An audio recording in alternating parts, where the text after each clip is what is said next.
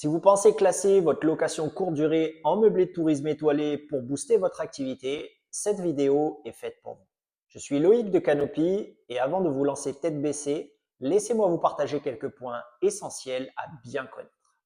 Petit rappel tout d'abord, contrairement à une location saisonnière qui est limitée à 120 jours par an dans le cadre d'une résidence principale, attention toutefois à la nouvelle loi Le Meur, le classement d'un logement en meublé de tourisme permet une location tout au long de l'année.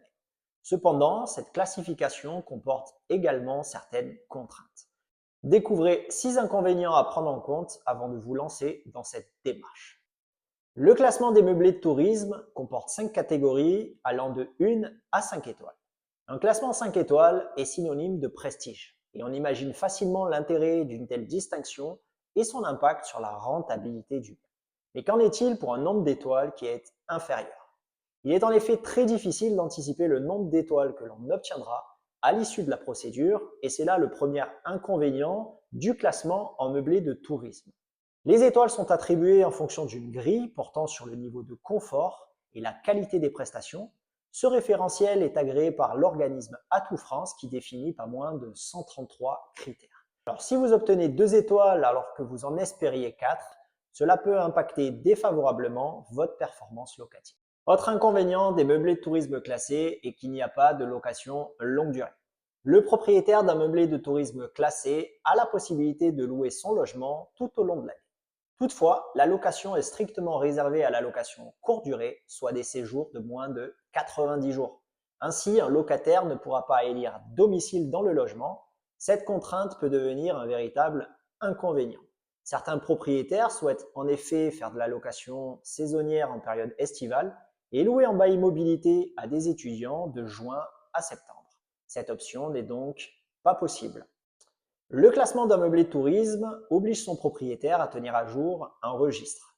Ce registre du logeur contient quelques informations essentielles quant au séjour, parmi lesquelles les dates, les coordonnées des locataires et le nombre d'occupants. Cette obligation, bien que simple à respecter, demande une certaine rigueur administrative.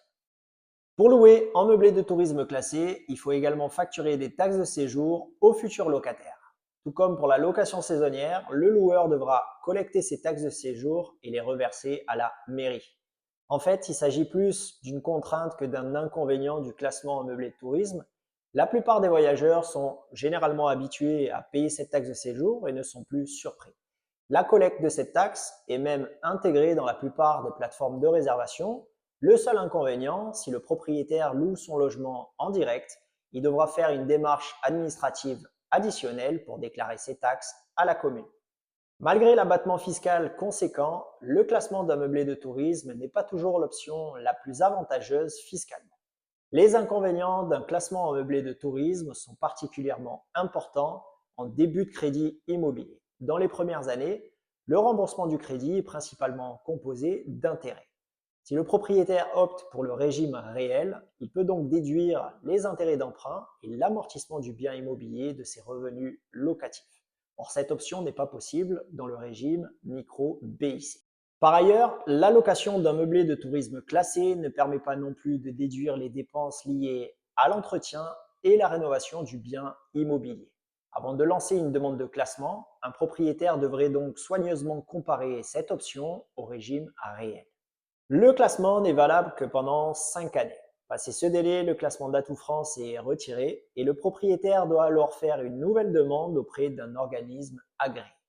Naturellement, cette démarche s'accompagne à nouveau de frais de classement. Le renouvellement peut toutefois être l'occasion de réévaluer son bien et éventuellement d'obtenir une meilleure note.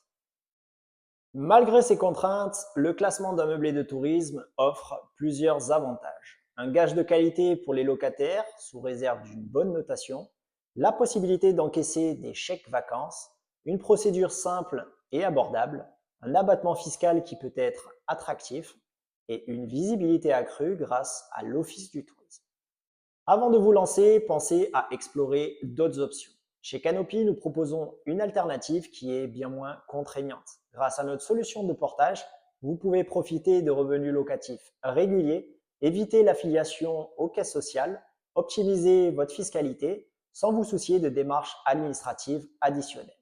En optant pour le programme Canopy, vous bénéficiez d'un abattement de 50% en micro-BIC dans la limite de 77 700 € de revenus annuels. C'est une solution clé en main pensée pour les investisseurs qui souhaitent allier simplicité, performance et conformité. Alors si vous souhaitez optimiser votre activité tout en conservant une certaine flexibilité, rejoignez-nous sans plus attendre sur le www.canopy.finance.